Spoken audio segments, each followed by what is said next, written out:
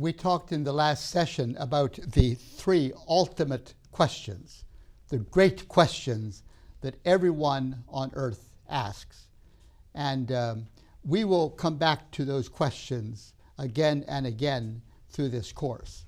We look very, very briefly at a Buddhist or Muslim response to some of these questions, and at Jesus and his response to the questions, his answer to the questions that he brings. So we looked at that in our last session. Now, there's other questions also that are important, that are not necessarily ultimate questions, but are important. For example, the first one I put on the board here is, how can I acquire power? How can I find power? Now, what does that mean? How can I acquire power? Well, all of us get sick sometimes.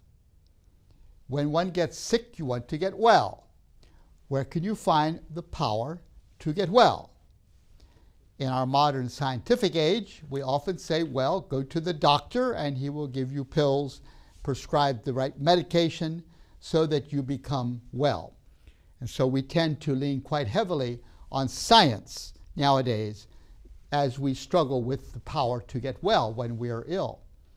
But in many societies, they don't have access to modern scientific medicines, and so they will look to spiritual powers to acquire healing when they become ill. And even when we use scientific medicine, oftentimes we will also turn to other sources of power in addition to the medication that we're taking. Just the other week, our grandson was with us for the weekend, our 15-year-old grandson, and he was suffering from a very severe headache. And so we used medications, but we also prayed for him that God will use this gift of medication to bring about healing. So that would be an example of drawing upon spiritual powers for healing, not just the scientific powers that the medical profession brings into the picture. But this desire to find power, to succeed in my business. I was looking at the newspaper flying in yesterday, and they had a picture, I was looking at a book I had in my hands yesterday, and they had a picture in California of a Shinto monk walking through brand new cars in a parking lot with some sort of leaves in his hand, where he was with water, where he was sprinkling these brand new cars with kami power. Kami power. Well, kami power is at the heart of Japanese Shintoism. What does it mean? It just means power. It means natural power. It means the power of nature. It means spiritual power. Kami. So he was sprinkling these cars with kami power before they would get sold to people coming to this parking lot to buy cars in California. When you go to the Istanbul airport, if you look carefully, you will see eyes all over at different locations in the airport. These eyes are the eyes of good luck, you know. Well, why do they put these eyes? Secular Turkey, you know, a secular country, put these eyes all through the airport to give good luck to the passengers who are going to be boarding planes, that the planes will not crash, they'll fly. So you put these eyes there in the airport. Acquiring power. How do we acquire power?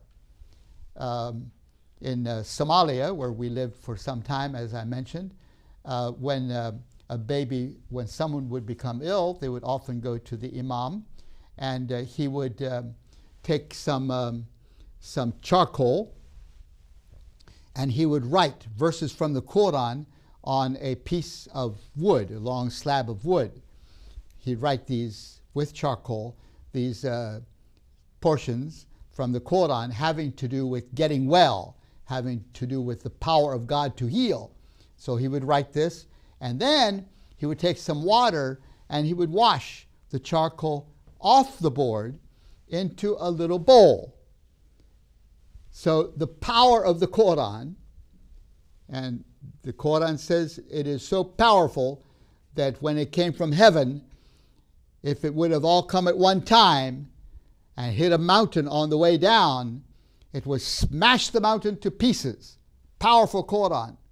So in the providence of God, it came down over 22 years of time, portion by portion, not all at one time. Muslims say it's too powerful for that to come all at one time.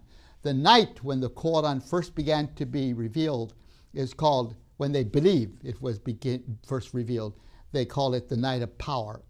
And so you take this powerful Quran that you have written on this board in charcoal, and you wash off the charcoal, and you place it in a container, and then the sick child drinks this charcoal rendition of the Quran, drinks it, and so the powerful Quran has now become incarnated within the child, and hopefully will thereby bring about healing to the child.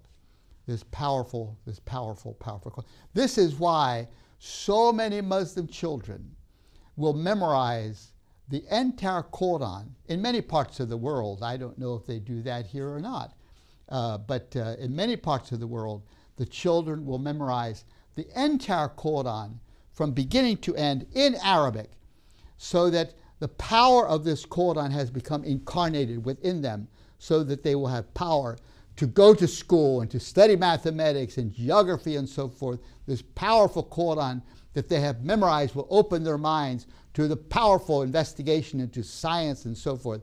But first of all, you must have the incarnation of this powerful Quran within you. So in many, many different ways, the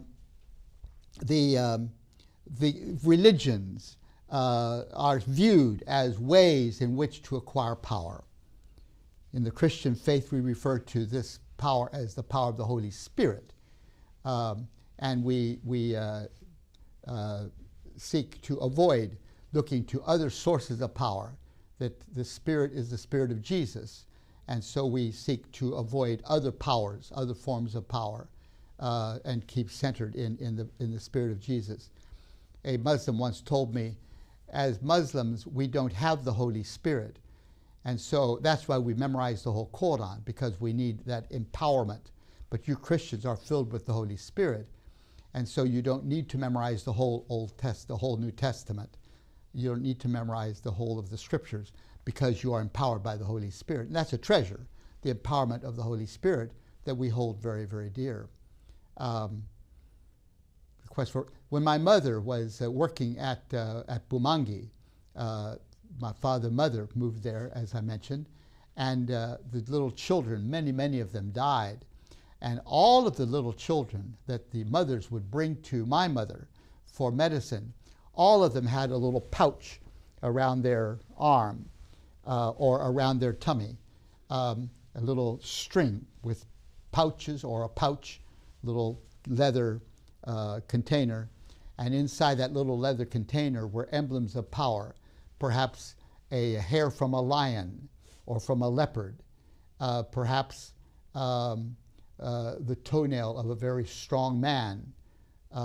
Different emblems of power would be in that little pouch. And they always wore these against their tummies, hoping that this empowerment in the pouch would somehow touch the baby with healing. But they came to my mother for scientific medicine, and she gave them medicine related to malaria and so forth, scientific medicine.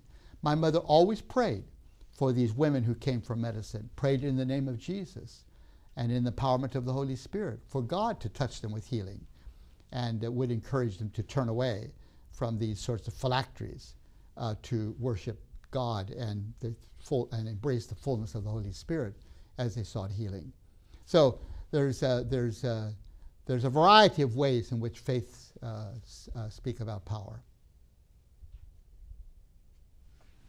Another important question, not an ultimate one, has to do with what is right or wrong. When I lived in Kenya, East Africa, one of the pastors told me that in his community, before the gospel ever came to his community, before there was any knowledge of the gospel in his community, that that the grandmother of the community would take all of the teenage girls under her care for a period of about 3 weeks. And they had a little house, which was Grandma's house, at in the middle of the farms. There was a lot of farm homesteads around that area, but this house where Grandma lived was at the edge of one of these farms. The community had built this house for her. And so Grandma, in that house, would meet with the teenagers when at the age of puberty, when they're 14, 15 years of age, something like that, for 3 weeks. This is before the gospel ever came to that area of the country. And what Grandma did was to teach them tribal values, what our tribe considers right and what it considers wrong, including sexual ethics and respect for the elders and all that kind of thing. The various, how you function as a responsible wife. Every girl had to get married. There was no exception to that. How will you function as a responsible wife? How do you care for children? What are the values and so forth that you seek to inculcate in the children? For 3 weeks, Grandma would sit there and tell them the stories of the tribe, helping them to get identified with the values of the tribe. And this pastor told me that in those days, there was never an out-of-wedlock pregnancy for a young woman from one end of the tribe to the other.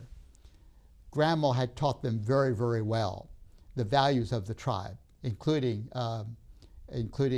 chastity before marriage, and values which were deeply held by the tribe. Then he said the churches came and they started boarding schools. And so we sent our girls away from home to the boarding schools and our young men away from home to the boarding schools. And Grandma had no more opportunity to meet with our young people to pass on the values of the tribe because we all thought the boarding school is superior. But the boarding schools were never able to inculcate the values which we held dear like Grandma was able to do. And so in so many ways, modern culture and the environment of modern culture was incapable of communicating these precious values which the tribe had held so dear for many, many centuries. The boarding schools could not compete effectively like Grandma's school used to do. So Grandma, in her teaching, of course, her teaching was grounded not so much in God as in the ancestral spirits.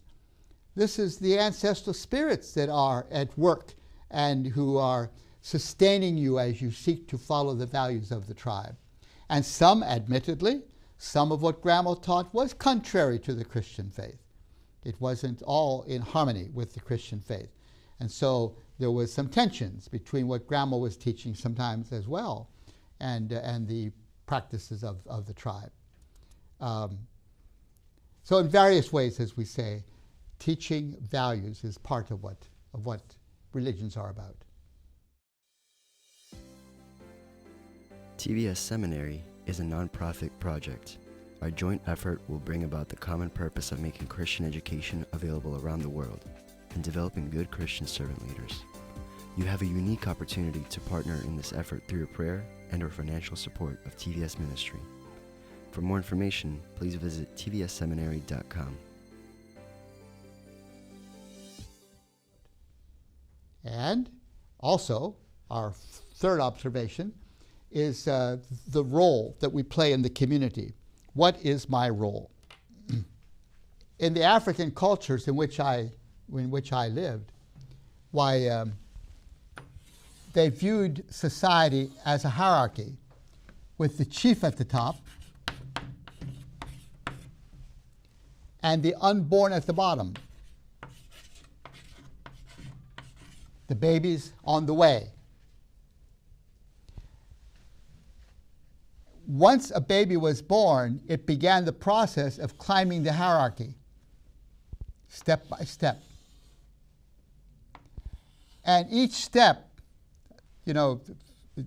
just a baby, an adolescence, a young person getting married now, the head of a family, finally an elder, and then eventually the council of the chiefs. So you go up the hierarchy step by step.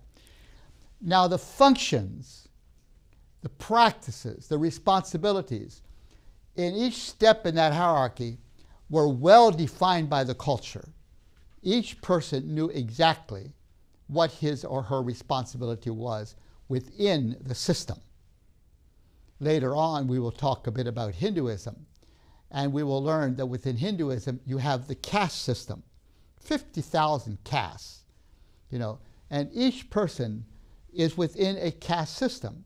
The castes inform you of how you should conduct yourself towards your mother-in-law, towards your mother, towards your wife, towards your children, that every dimension of life is informed by that caste system. And if you are part of the warrior caste, then that means you need to be a warrior. If you're part of the merchant caste, that means you need to be a merchant. And so there's no making it fuzzy, the different caste responsibilities. In fact, they have books written about this, how you should conduct yourself within these different caste systems. So what we're saying is there are three ultimate questions, which we talked about in the last session. But there are also other questions which are important and which religions help to provide the answer to, other questions as well.